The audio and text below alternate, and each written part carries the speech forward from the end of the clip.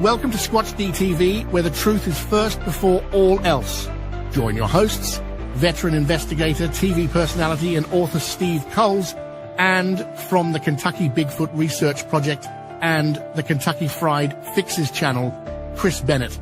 Sit back and prepare to take yourself on a journey with the longest-running Bigfoot podcast, Squatch-D TV. Here are your hosts, Steve and Chris.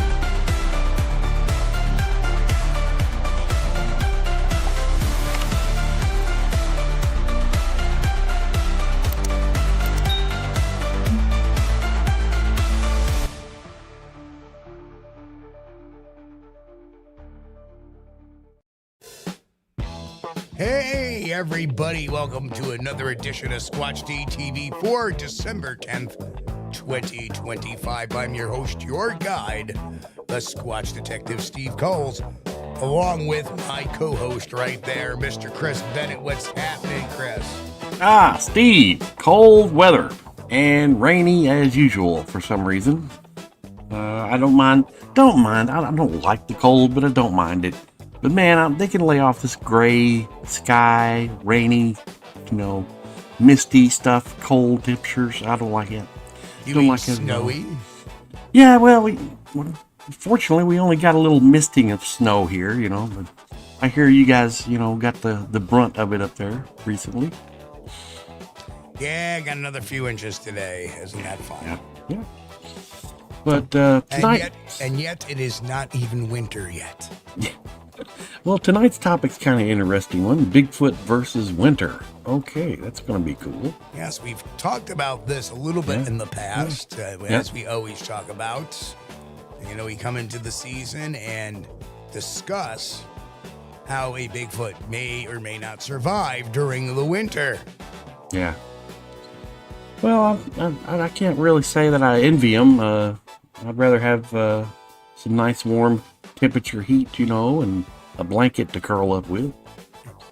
But if you don't have, I guess, if you're wearing a fur coat 24/7, you don't get it as cold as somebody that is basically hairless. Well, I turned around and I got the snowblower going right after work, and so my work is done for tomorrow. Good deal. Got it done. That's now that you got that snowblower brand new, ready, waiting to go, you're just kind of like hoping, sitting around, hope it snows tomorrow, tomorrow. No, I don't, because it really creates hell with work. Oh, yeah, that's right. But surprisingly, I got done early today, so way early, like an hour earlier than I normally do, which is a good thing. Wonderful. So it gave me time to get that cleanup in. But anyway, let's take a look at who's in chat. We got Roy Longley representing the lurkers. Hello. Grant Rasha, good to see you. And Grant is lurking tonight because he's wicked tired. Yeah. Danny Weeks over there in the Southern Sierras. Walter Kroll, hello. Sandra Piper, what's going on? Central Kentucky Bigfoot, hello. Hey, Matt. Johnny, good to see you. I hope you're feeling better, man. I hope you get out of that hospital soon, sir. Sandra Piper, what's going on? Reverend Quantum Bigfoot, hello. Hey, Rev. Jen, what's going on? Snowing in Columbus, I see. Haunted Vermont, welcome, Haunted Vermont. Welcome. Get Ducked, how are you, Get Ducked? Good to see you. The Susie Monster, hello, how are you? Susie. And Sally, what's going on? Hey, y'all. What else we got going on? I know I missed a few. Yeah. Robert Denduven. Hey, what's going on? Robert Cappy Zabrowski. Hello. Good to see you. Mike Nation, what's happening? Hey, Mike. Gary Johnson. Hello, Gary, to you. I don't see Grasshopper tonight. Gary? I got lost. I'm about 3/4 of the way down, and I got lost about halfway through. That is the rule. I think that's everybody so far. Corn Cob Say is also here as well. Corn Cob, welcome. Yeah. And Mick, we can't forget Mick. We forgot. Oh, there's Mick. Hey, Mick. Last week we forgot Mick. We apologize, Mick. Yeah, Mick said, fired up the Briggs and Stratton today. Did you, Steve? I don't have a Briggs and Stratton. Oh. I don't know what. You've got one of those Honda clone engines. Yes. Those are good. The Briggs and Stratton was good. They are good. But, they just started having stuff made in China and then put their name on it now. Yeah, well, mine did not come from China. I got my snowblower in like 4 days. Yeah. So Yeah. If it did come from China, it was sitting stateside. Yeah, that was the last, I had a delay. I lost some footage on the last engine video that I did, and I decided it wasn't worth reshooting it because I was taking down a Briggs and Stratton engine, which I may still, do another one when it warms up a little. Right. And I found out that it was made, all the parts, it was made in China. It was a Chinese clone engine, but they had Briggs and Stratton stickers all over it. It was like, oh, man. Counterfeit. Yes. Well, what's the point? If the U.S. companies are going to just outsource their engine work to China, and they're going to sell you a Chinese-made engine with just their name on it, why buy from them? Go directly to China yourself. Bypass the middleman and put those guys out of business. Because, if you're going to be buying made in China, do it yourself. Buy it yourself. Don't pay a middleman. They're paying like $100 for an engine and selling it to you for like $389. That's silly. I'm not paying $389 for Briggs and Stratton stickers. I'm sorry, I went off on a tirade there. I'm trying to figure out. I got a snow removal tool, to dig out the snow but I don't know when the hell we use it. Throwing snow just fine. Well, our snow removal tool was a scoop and a snow shovel. Yeah, they give you like a little pike, like almost like a little fork, except for it's got 2 prongs on it and scoops in it, and you just I don't know. Oh yeah. If it clogs up, you're supposed to cram the snow or something. That's the shoot tool or whatever they call it. Yeah. I've never owned a snowblower. I've seen them. I've seen lots of them, but I've never owned one. If we ever move to Alaska, might end up reconsidering that. Well, I put mine on high speed to get me back to the shed, and man, I had to like run after it. Oh yeah, running behind that thing. Oh no, I'm not interested in anything unless it has a steering wheel and a seat. Well, the seat, I guess. Zero turns don't have steering wheels, but as long as it's got a seat and an operator station, that's fine. The push mowing days and stuff like that's over. Yeah. Yes. So anyway, tonight we're going to be talking about Bigfoot in wintertime. And as we know, that there always seems to be a peak of activity before winter in the autumn months. Right. And yes, Walter Kroll, we see you. Walter. And one of the suggestions is perhaps they do a seasonal fat accumulation. Like they overeat to get a little hefty. Yeah. I've been doing that. Yeah, especially with high calorie fruits and nuts and carry on. And been doing that too. Like I say, in September is when the apple crop is at peak. Right. In New York, and that just ties in perfectly to put on those extra pounds for wintertime. September and October. Yep. Apples come in.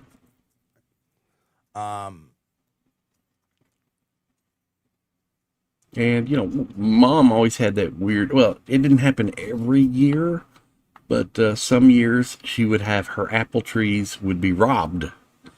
And it's like great big sections. I'm talking 12 to 16 feet up in the air. You could see the whole tree, a big rounded out area. All the apples were missing, completely gone. And, like the day before, they were like, the trees were full. But, that didn't happen every year. But, so everybody, how is my mic? Because Gary Johnson says I'm low, but I do not believe I am. Well, Because I'm looking at my levels now, and my levels are fine. It sounds perfect to me, but that's the problem. When we're talking and listening to each other, it sounds normal, but I don't know how they're hearing it. Well, I'll raise it up a little bit. Walter says it sounds fine. Well, people are saying it's and low. Then Sally said it's low. Yeah. Okay. Well. All right. Let me just do this.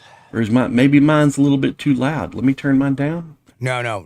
Do not turn yours down, Chris. Okay. Stop doing that. All right. All right. Tessa says she's outside shopping with the sheriff. Okay. Is that code or something? I don't know. Well, anyway, I raised it up a little bit so nobody can complain. I'm looking at the board, and if I raise it anymore, I'll be in the red. So, yes, we don't want to be in the red. But winter fat layers could also serve as like energy reserve. They could serve as thermal insulation. They can, and not only that, but they can also serve as a hormone regulation buffer too. They can regulate your hormone. Heavier people, their hormones shift a little bit. Yeah, that's right. Yeah, after about 35 years old. Shop with the sheriff, but she did not shoot the deputy. Oh yeah. Oh gosh, who did that song? I can't remember. Oh, was that? Oh gosh, who was that? Was that Clapton? Yeah, he did a rendition of it. Steve Miller. Walter Kroll says Steve Miller. Was it Steve Miller? Jason, good evening. And Bat Mom says Bob Marley. Bob Marley, yes. Bob Marley. Bob Marley. I thought yeah, Bob Marley. I think Bob Marley had the original version there. And then, I think you're right. Clapton did do a remake of it. Yeah. Many years ago, I got to see Ziggy Marley. Ziggy? His son. His son, okay. Bob's son, who went on to become a reggae singer. Yeah. Jason Finch, welcome. Good to see you. So, another thing that a Bigfoot may or may not do is primates cannot hibernate. But what they can do is their metabolism would downshift a little bit. Right. Activity would become crepuscular or nocturnal. In the wintertime, that is. Movement would be minimized. And long rest periods inside a shelter that they build would occur during storms. Right. And this mirrors with bear torpor without full hibernation. So bears do go in like a pre-hibernative state where they just kind of hang out. Yeah, that would make sense. They're not really hibernating through the winter, but they're just kind of laying low, not doing too much activities. Right.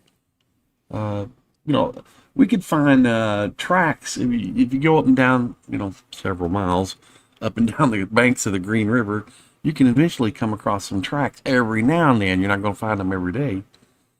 But, we did that when the snow was on. I thought, this is going to be great. I've talked about this before. So excited because, gosh, we'll just follow the tracks in the snow now. It's be so easy. You can't lose them. They can't give you the slip. And no, not a single print. It's like, they're not there. They don't want to get their feet wet or something. I don't know.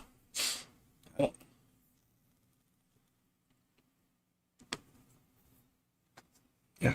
That's right. So, and Jen says they may stash food too, and that I would believe.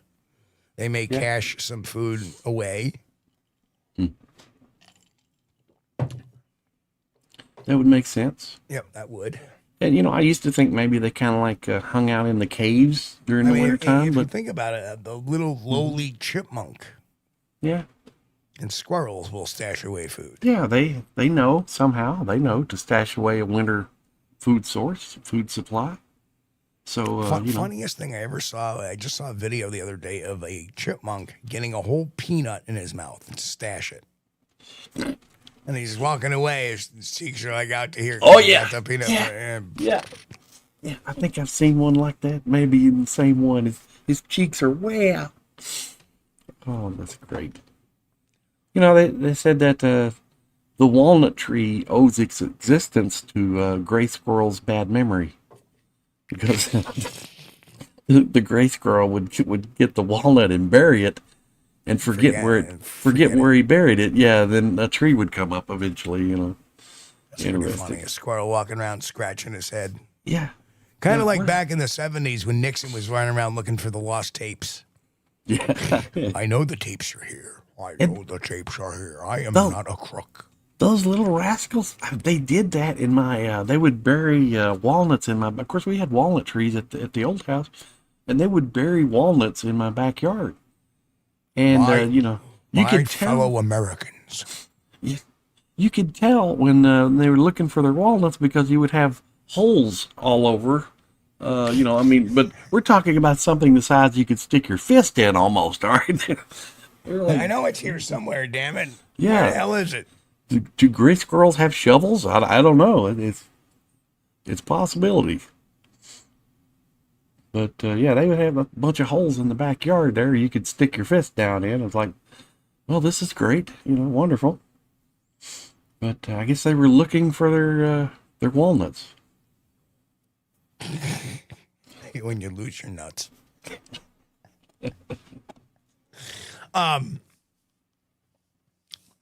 What was I thinking? Did you know a little interesting fact? And shout out to Gator Chris out there on the YouTube network, Gator Chris. Gator. I actually watched that channel quite a bit. He has a wildlife sanctuary down in Florida. He has a bunch of alligators down there, amongst a bunch of other very cool animals. Yeah. And he used to be an alligator trainer for zoos, and it's amazing how he trains them. Not to, but you watch the videos of him. He can go in the water with them. They don't bother him. No, they don't bother him. No, he knows. He know. Yeah. No. But if I was in charge, ever get a chance, watch the channel Gator Chris. I could train people about alligators. If you see one, run, get away, get in your car, close the door. Yeah, you don't want to confront them. They're a wild animal, and he does not say that they're cute and cuddly pets either. Yeah. He goes, the only reason why he can do it is because he knows their behaviors. He's worked with them all his life. And he's not an older guy. I mean, he looks like he's in his late 20s, early 30s, but he's worked with them since he was in his teens. Yeah. When you grow up with something, he always carries a stick with him, and the stick is to keep them. If they move, they tend to angle attack you. So that's why he keeps the stick at 40, kind of like 45s, to keep the alligator from attacking him. And if he needs to, he'll push that alligator back with a stick. And they go. They go right back. Well, there you go. I want to Gator Chris. There we go. Jason. So, did you know an alligator only needs to eat like once a week? Well, hopefully they wouldn't eat that much around me. I'd be like, oh no. No, they're just totally amazing. I would get in trouble. We had looked at some properties in Florida years ago, back when they were cheaper. They're not now. But, I would have probably gotten in trouble, because if one of it came in the backyard or something, all those properties down there had like canals in the backyard. And, they told us, watch out for alligators. And I thought, well, if one came in my backyard, I'd probably just shoot it. And I guess I would get in trouble. He's got some really neat merch too, and we got a couple of T-shirts from my wife and I that looks like Jurassic Park almost, except for it's an alligator, and you see it's called Bellowing Acres. Oh, cool! Yeah. And if you've ever seen an alligator bellow, it's really weird. Like they'll have that where they vibrate the water. Yeah. It's really weird, but it's cool. It's strange.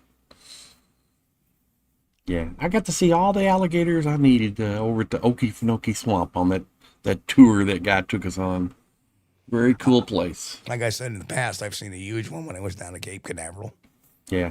Or Cape Kennedy, whatever. Yeah. You got to stay away from the ditch. Stay away from the ditch. Yeah. The ditch ain't good. So, shelter use. Let's talk about what Bigfoot may use as a physical shelter. Of course, likely shelter types. and not caves of legend. And the reason why is there's predators in cave, and there's bats in caves, and bats leave a lot and lots of guano, which is bat poop, and that can be ridden with disease. Yeah. But they're likely shelter types, of course, root balls, rock overhangs, dense spruce and hemlock thickets, wind-buried depressions. Think about that. Snow-covered deadfall structures. And the shelter selection, of course, would prioritize wind selection, roof cover, thermal mass from earth or stone, perhaps, and limited visibility to, other species such as us. Right. So again, and that's just in tradition with all the other primates. All the other primates, even though there's caves available, do not use caves.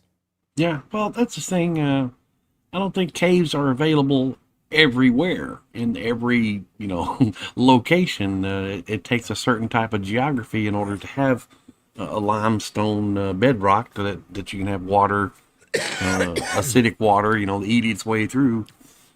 And a lot of places have like granite. Yes, portal potties. Now serving number 16. 16, please come to the front desk. Sorry, that was public information. Okay. Alrighty. Yes, very true. Yeah, that's true. Yeah, we have Yorkies. But guano is so disease-ridden, and you would think that, they would kind of avoid places like that. Well, that's weird, because that's one of the things that was mined from the Mammoth Cave area. They would mine that guano. But they were using it for the nitrates. They would soak it. Fertilizer, yeah. Well, yeah, at that time, I think they were using it for gunpowder production. Yep. But, it would work for fertilizer, too. But a very interesting process. And this was like during the 1800s. Of course, if you do the historical tour where the cave, you can see all that crap. Literally crap. Well, I think, no, they pretty much mined all that out. Yeah. Well, what about, it's not like the caves are close to bats now. Yeah. They want to show up, they show up. What are they going to do? Say no admittance? Well, I can't remember I saw that on a movie one time. One guy was talking about they were in this mining town, and the guy said, well, what are they mining? Is this gold or silver or what? And the guy said, no, it's bat guano. And he said, well, I've seen all kinds of towns, but never seen a bat crap town, What? Weird. All I can say is this: what kind of, there's a job I want to have. What do you do for a living? I collect bat poop. Yes, exactly. Yeah. Think of about 1,001 other things I could be doing better. Well, yeah, you could probably use it for fertilizer and stuff too. That's what we did. I grew up on a farm, and that's what we did. We clean out the chicken house. All that goes on the garden, because believe me, if you put too much on there, you will burn your plants up. It is so rich. It's just like drowning them in fertilizer. But just the right amount. And yes, everything will grow big and green. Yes, perfect. The guano master. So, cold adapted mammals. A little note on that show. Well, let's go back. Hang on. Let's go back to what they may eat first. Yeah. Trying to read my notes here. So, what kind of foods do you guys think that Bigfoot may go after in wintertime?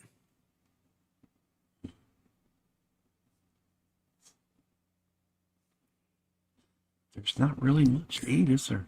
Well, there's deer carrion. Yeah, you have to hunt your food. Rodents. Yeah. Rodents. Yeah. And there's some pretty big rodents in the forest. You got possums, which are not really fast. Right. You have raccoons. You have skunks. Yeah. Of course, skunk would be a little skunky. Yeah. How about fish in unfrozen streams? Fish? Yeah, that would work. Yeah. A lot of people they get into this process. It's called noodling, where you just walk along a riverbank, or you can find it doing a creek bank too. If the water's deep enough, and you find a hole up in the bank and reach your arm up in there and grab a big old catfish and bring it out. And, I've seen it done, but, personally, I would never do that. My grandfather loved to go noodling. He loved that. And he could bring home some very large catfish. But personally, it's not worth it to me. I'd rather buy a fish than So somebody said Hawthorne is from New York. I don't know what part. You're saying Max Hawthorne or the town of Hawthorne, New York? Because I know where Hawthorne, New York is. Yeah, Jason, have you ever heard of Max Hawthorne? Max Hawthorne. I've not heard that name. I'm not good at putting names with faces, though. That's the problem. Used to be at one point. Yes, I think that. No, I think that's called spooning, Nick. I think. Well, there's noodling too. Noodling. Oh, okay. Noodling in the wintertime. Yeah, your feet would probably get cold, especially if you're barefooted out there in the water. Yeah, that would definitely kind of suck. But I guess depending on how hungry you are. Well, don't forget that, and we're going to get into some things that even Dr. Meldrum had said, is that cold injury resistance, that they would have thickened skin and extremities. Yes. So the pads of their feet would be very calloused, very thick. Very tough, yeah. And they also may have something that Japanese macaques use, and that's improvised or improved peripheral blood flow. So they may have an improvement in their circulatory system where it actually circulates more blood to the hands and feet than, say, us. Yes. Yes. So that warm blood that goes to our extremities is what keeps us warm. It keeps us from getting our hands cold or our feet cold. Right. Which you notice people that have poor circulation generally complain of cold feet all the time. Yes. Mm-hmm. Right. Yeah. So that's one of the first signs too of hypothermia, when your body starts cutting off the blood flow to your extremities to try to save the main body. Their system, their metabolism may be exactly the opposite. When they get extremely cold, their body or their system may pump extra blood to their extremities to keep it warm. Possibility, scientifically, it's possible.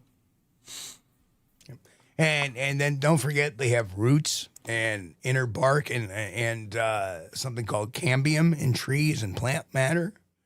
And that's we've talked about pine needles and pine bark. Yes, very similar in certain areas.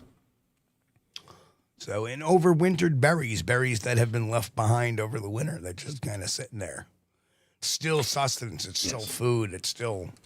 And pine trees do have a resin, a gum resin, that you can actually make chewing gum from. I don't know if it's tasty or not because I've never tried it. I doubt it. But it would probably be like gargling with pine sol or something. I don't know. But, you can also find that on a bat, too, specifically from the Kansas City Royals. No, if anybody's old enough to remember the pine tar incident. Oh, yes. Yes, I remember that. Oh, gosh, everybody remembers that. What was his name? George Brett. George Brett. Brett. Okay. Couldn't bring the name back, but I remember the pine tar incident. And I'm not even a big baseball follower either. So, and there's a possibility that there may be extra hair follicles in a Bigfoot to prevent it, in colder areas. Mm-hmm. Don't know. That one I don't know, too. But then again, all in all, we're looking at a number of different things. But what Bigfoot wouldn't do is obviously they wouldn't teleport. They wouldn't get on the UFO. They wouldn't become invisible through cloaking to avoid the winter. And they would not remain fully active, such as, peak times like in the fall and the summertime and the spring. And they would not live in open fields. Yeah, that would probably not be a good idea. No. You want at least a windbreak. Right. Well, that's the beautiful thing about like in my area, you have the Green Mountains pretty close by. And if they get up and into there, which is where we believe they do in the wintertime, the windbreaks are so good up there because there's so much pine and a lot of needles. They don't drop their needles. They don't. They don't become bare trees. Yes. But, you could argue the case that a thick layer of pine noodles would almost be like pine needles would, they got me thinking about noodling again. But pine needles would be good as mattress. Maybe with your wife you can noodle, not over here. Well, Mick says there are lots of roots that are edible. Learned about that in survival course in the Army, but they taste awful. Yes. So I wonder if Sasquatch will eat those. They probably are not taste. They're probably not taste worried about it. They'll probably just eat it. I would think that would be an absolutely great suggestion there, Mick, because definitely they would eat roots and whatever they could dig up. Even us picky Homo sapiens will eat anything if we're hungry enough. Yes. I mean, there's been war stories where people were boiling their shoes for the leather and eating the leather. Yes. And as you'll probably already know, Mick, earthworms are a significant source of protein. But I wouldn't recommend them raw. I would, that's a bad thing. Okay, we got the fryers up with an egg in a skillet and make like scrambled earthworm eggs. But, if you have access to eggs, why would you be dropping earthworms in there? I've done that. I've eaten worms. Yes. And they still squirm after the first bite. Well, once you cook them, they get kind of crunchy. It's kind of like crispy bacon, but, not the same flavor. You've actually had that? Yes, sir. I've eaten earthworms. I've eaten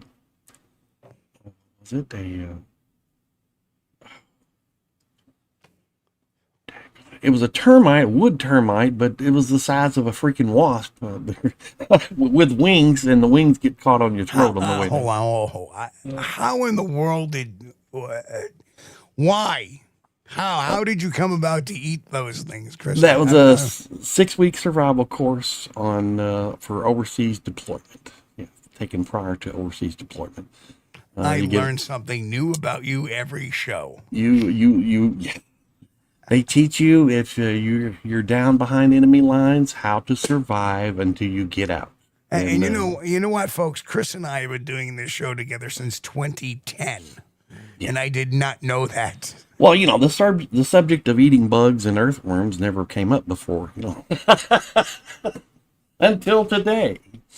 Yes, but Mick is exactly right. Yes, in the Air Force, they let you eat earthworms cooked with scrambled eggs, and you can catch a bug out in the woods, which they had this log that was filled with what they claimed were termites, and they were the size of a large wasp. It was I've never seen a termite that big in my life, but I highly suggest you pull the wings off before you eat them. Yes, because those wings are scratchy. Gross. Good to know. Mm-hmm. So you can't make like buffalo wings with those things, take the wings out. I probably wouldn't. Pull them off and just, fry them up. Yeah, I don't think I'm going to eat any bugs if there's other choices. Sauce. But, as a survival technique, if you've been out in the woods for several days, I suppose everything starts to look pretty dang good. Start looking at me, and you start seeing like I look like a ham, sitting there all of a sudden. Why do you see me? You just see a head and a ham and my legs. Well, I remember there was a rumor that got started years ago. I mean, like it's probably in the 70s or 80s. I can't remember, but we were talking about Wendy's hamburgers, the reason why they were hot and juicy. And the rumor was, it had something mixed in with the hamburger meat, and I don't know if it was true or not. I don't think it was. Right? Yeah, I don't know. It was supposed to be earthworms were mixed in the, but that kind of put off the sales of the Wendy's burgers there for a while. But I don't think it was even. It wasn't true. No, that's not going to happen. No. You know, it reminds me of the story of the plane that crashed in the Andes Mountains. Yep. That is truly an amazing story. There's a couple of movie versions out there of it. Mm-hmm. Yep. And the name escapes right now. I know somebody in the chat will know it. Yeah. The soccer team is called Alive, I think. Alive. Yeah, I think that was it. It's been a while. But Juan Ron says, so when spaghetti night. They had noodling with the worms, right? Those guys had some tough choices to make. Hey, why does my spaghetti have wings? Pull the wings off. Gross. But no, truly an amazing story. If you guys haven't heard it, there was a plane with a soccer team that went down. Right. And like 85% of them died. But there was a group that were alive, and they ended up having to, for the better part of a word, cannibalize some of the corpses that were there by cutting off strips off their legs to eat too. Yeah. And they were up there for what? 3 months, 4 months? I don't remember the length of time. It was a while. And they finally, one of them alive, 1990. There's a more recent one, by the way, too, Gianni. Let me get on my horn here and show you the one I had seen, which You know, that's always been a thing in the past. People resort to that, and not only people, I think animals resort to that as well. That's it. Alive was 1993. The one you want to watch, it's on Netflix. It's called Society of the Snow. Okay, I don't think I've seen that. Yeah. It's a highly realistic version of what happened. The 93 one was kind of watered down. You watch the one from 2023, Society of the Snow. Oh. Well, I may have to check on that. And that's Nick, actually... what's the matter, Chris? So that was actually something I was thinking about doing, because I was looking through some of the online or through the streaming services the other night. Man, I think got some really terrible movies on there. And I was thinking about the Snow was class. Right. Wow. Yeah. It was like you're there. You're there from the plane ride. You know, before the plane ride and the plane ride, the plane crash was so flippin' harrowing. Yeah.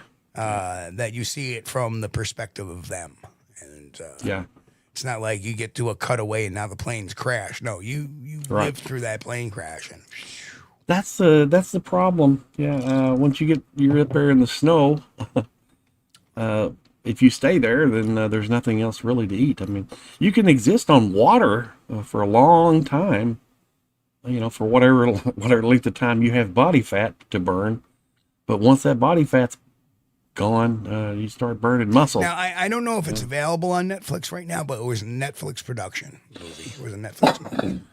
I have not seen it, but by the way, I don't know if you've noticed, Netflix is trying to buy Warner Brothers. No, I didn't know that. Yeah, there's a big antitrust now, talks about antitrust now, because Netflix is getting so big.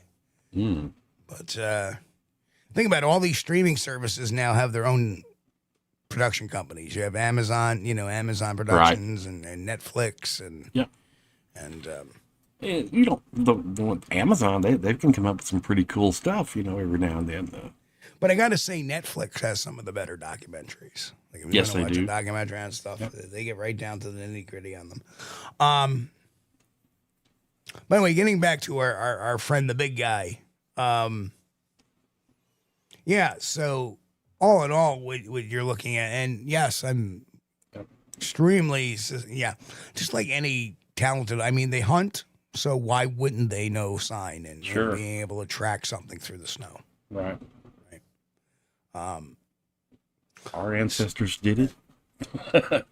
So what we look at the potential is the seasonal fat accumulation, reduced winter movement, shelter usage, diet to shift to bark roots and carrion, and as well as, predating on rodentia and, small fauna.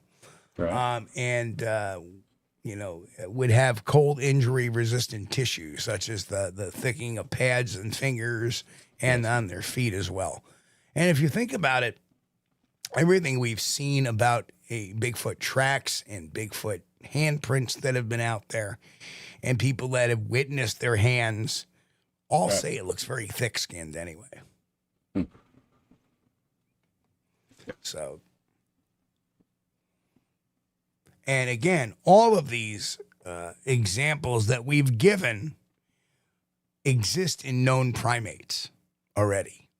Right. So no science is needed. All of these things exist in known primates and mammals as well. So there's no science needed here to sit there and argue that they can't do this, they can't do that. It's known in other animals, including primates. Right. That's one of the things about trying to predict what they would eat over the winter. Of course, in the spring, summer, and fall, there's still lots of stuff out there growing in the woods, and they could eat roughage.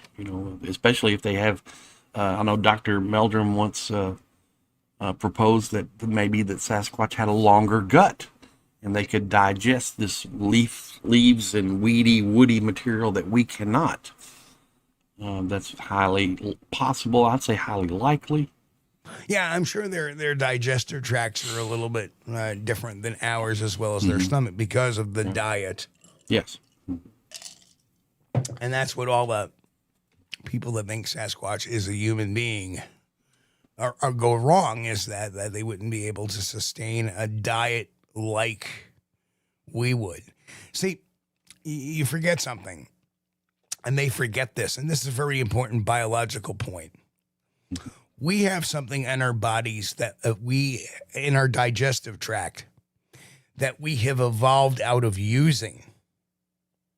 Okay. It still exists in our body, but basically our evolution has left that behind. We don't use it. And occasionally it causes issues. It's called the appendix. And that's one great example. Why don't we ever have a Bigfoot dead of appendicitis? Because one would think if they were humans, they would have an appendix, and at least one of them would get appendicitis. Yeah. At least one of them would get dementia and start wandering into cities. At least one of them would Bigfoot cancer. The arguments make no mistake. Well, I think a lot of the cancer the stuff. gallbladder is another thing we have, but I was talking about the digest. Well, that is part of the digestive tract, but the appendix is one of them. We have no use for the appendix, but it's there, just like and every once in a while, if you're in, it catches something,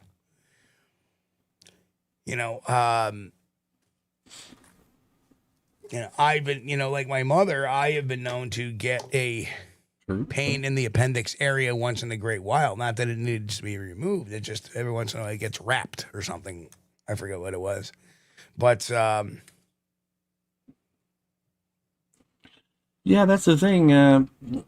If they ever got in a case of appendicitis where that appendix burst, that would sure enough take care of one. Certainly. But what do they do? That leads to another question. What do Bigfoot do with their dead? We don't know. Do they eat them? They certainly don't bury them.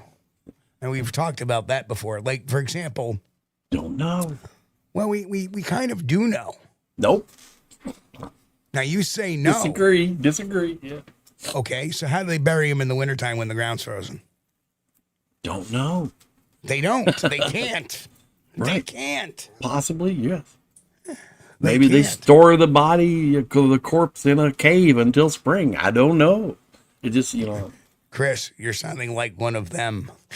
No. I'm just saying we don't know. And what they do with the bodies. We would have found their bones. Not necessarily, no.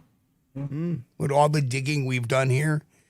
Like my town of Greenwich. The whole town, that they never found bones. And they dug that all up from wilderness. Right. So we would have found, it's just simple, pure numbers. It's the statistics would show that if they buried their dead, we would have found bones by now. Because burying dead preserves the bones, keeps them from predation. Well, would they eat their dead? That may be a possibility. I don't think so. Crunch up the bones and chew the marrow. You know what? I think there's enough coyote, there's enough wolf, there's enough bear, there's enough raccoon, there's enough. Even possum will nibble at meat too if it's just sitting there.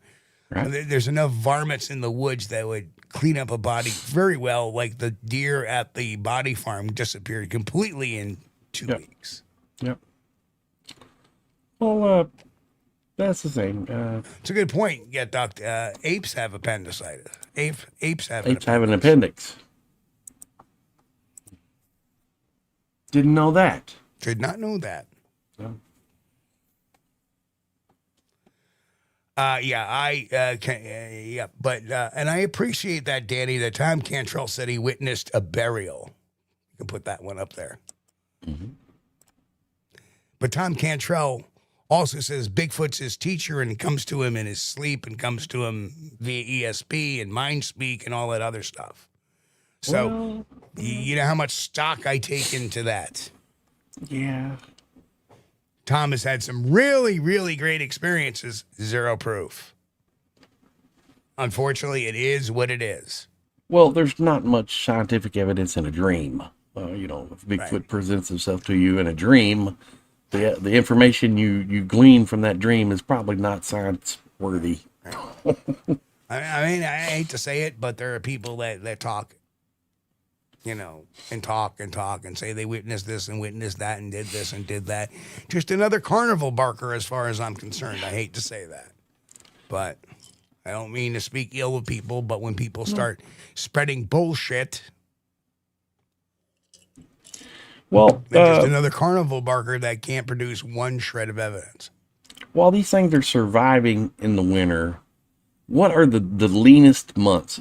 I think in Kentucky, it would probably be January and February.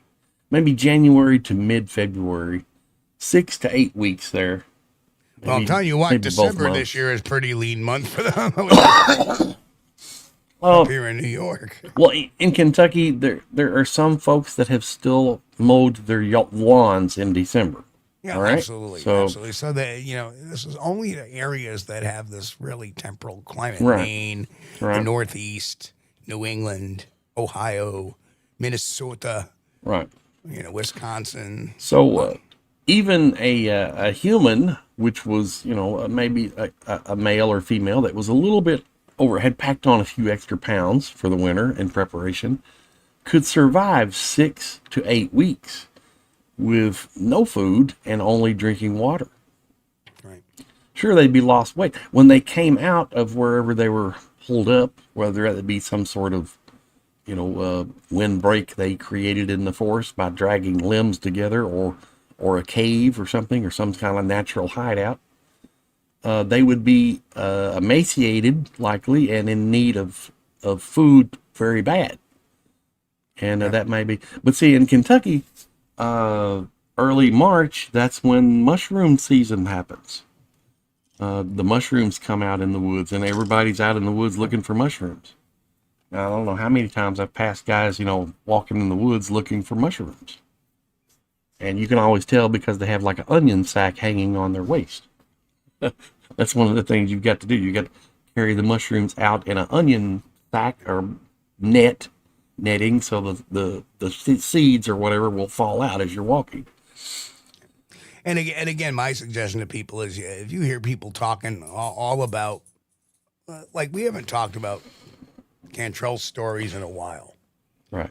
And Bigfoot was his teacher, and we used to have a running joke probably about 10 years ago. Teacher says. Remember the teacher says thing? We used to get around about that. And that's when Tom was coming out with all this, well, Bigfoot's my teacher and is teaching me their ways and all. I mean, come on. It's like these folks have no place in science at all and no place in investigation at all, because all they want to do is tell stories. I just can't accept the personal relationship with a Bigfoot creature. I can't accept that. I'm sorry. That's too much to ask from me.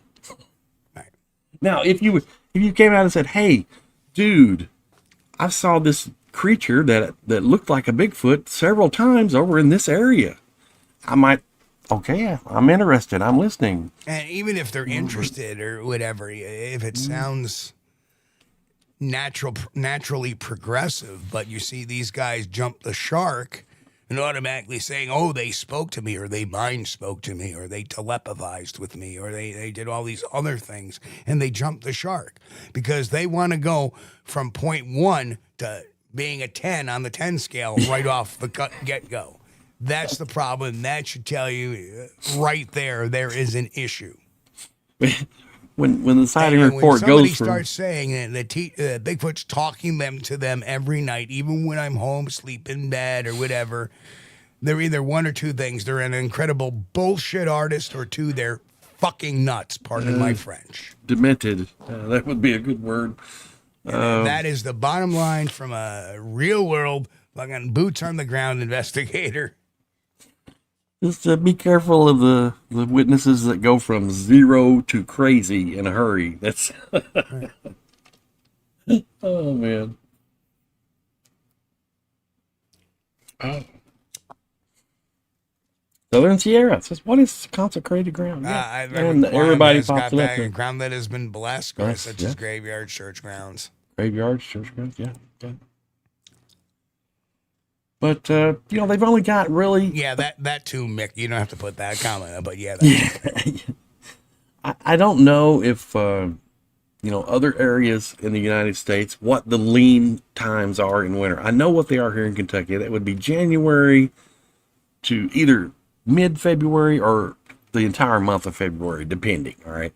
So, you got about 6 to 8 weeks possible rough times there, where there wouldn't be anything to eat unless you went out and you grabbed a turkey or you grabbed a deer or somehow, if you figured out some way that you could. Of course, that's what we did as early man. We figured out some ways, well, we could kill a deer, we could kill a turkey or catch a turkey, and to get us through those lean times. Now, here's the funny thing, too, Chris, is I've had my fair share of run-ins with people that have made those claims and said those types of things. And I can call them in and blah, blah, blah.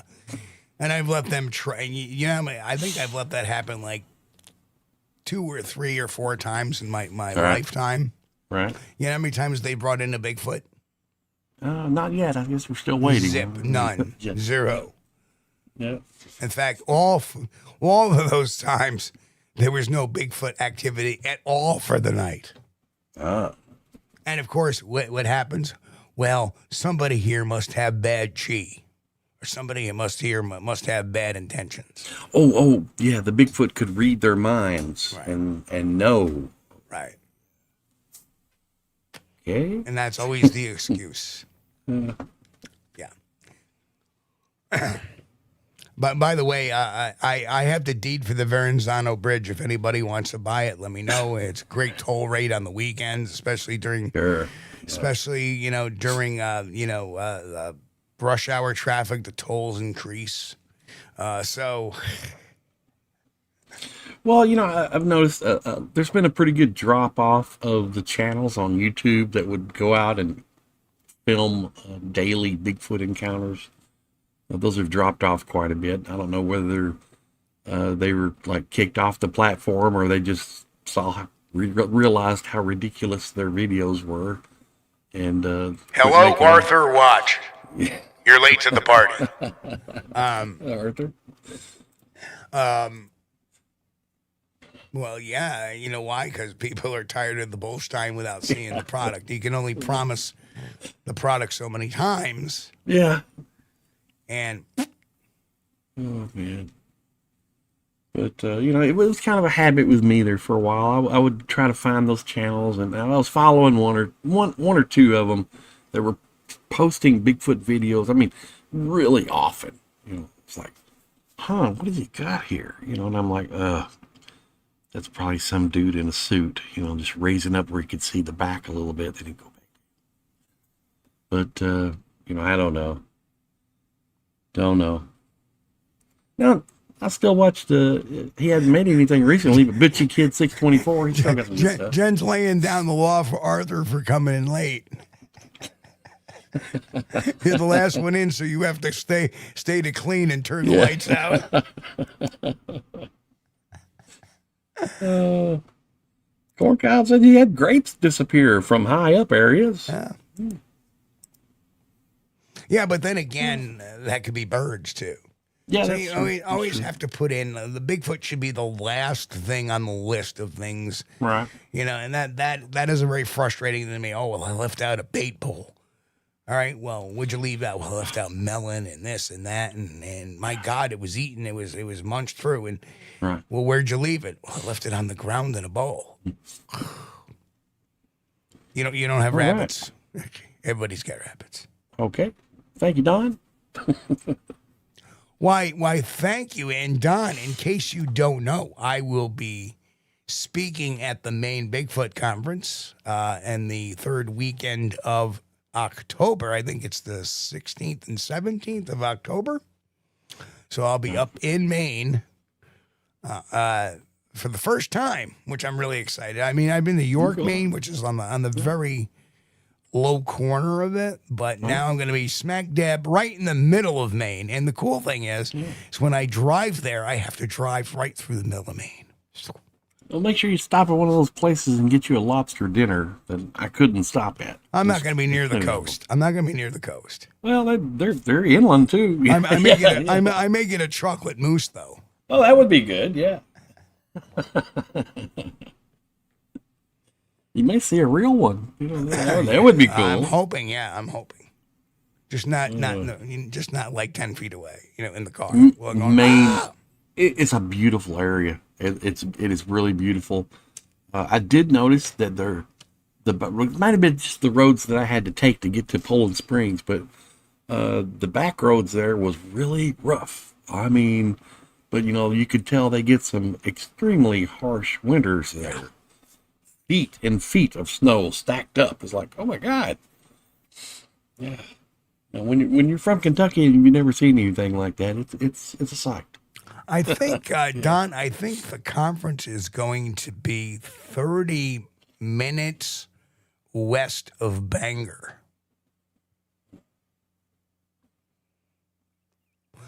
But anyhow, it's that time. Already. Well, we've had a good time. It seemed like we haven't been on an hour. I don't know why, but time flies when you're having fun, and it's always a good time here. That's it. With you, Steve, and you guys over in our chat and the audience. We appreciate you guys. Thank you so much for watching. If it's your first time here on the channel, please don't forget, subscribe to the channel, smash the thumbs up button on the way out if you hadn't already. We got the greatest audience that we could ever hope to have, and we know this, and we appreciate you, and we're humbled by your joining us and hanging out with us. Thank you so much. This is only possible because of you, and we realize that, we know that. Thank you. I'll see you next time. And folks, again, happy hump day. Half the week is gone already. Whew. And tomorrow's my double. All right. That's why I got the snow blowing done tonight. Anyway, but I want to wish everybody a happy rest of the week. Definitely. And, I'm sorry sometimes I can be abrasive when it comes to letting people know how I feel about certain things. But been around long enough that it gets kind of tiring when I keep hearing somebody says, well, they witnessed this or they witnessed that. And okay, amongst their other 10,000 stories without any evidence. I don't know. I don't get it. But anyway, we love you guys. You are the greatest audience, and you're smart enough to realize that as well. And we want to wish everybody a happy, safe rest of the week, folks. All I can say is share videos. You like what you see, share it with your friends, get some people on board. Let's get to 9,000 subs before the end of the year. We got under just 21 days to do it. Let's get it done. But anyway, folks, love you guys. We'll see you all. Oh, one more thing. If you guys have a question, like I said, we're going to do that thing for the membership area. You have a question you want to ask Steve, me, just email me at admin@squatchdetective.com and I'll do a video on it. And we'll get it done.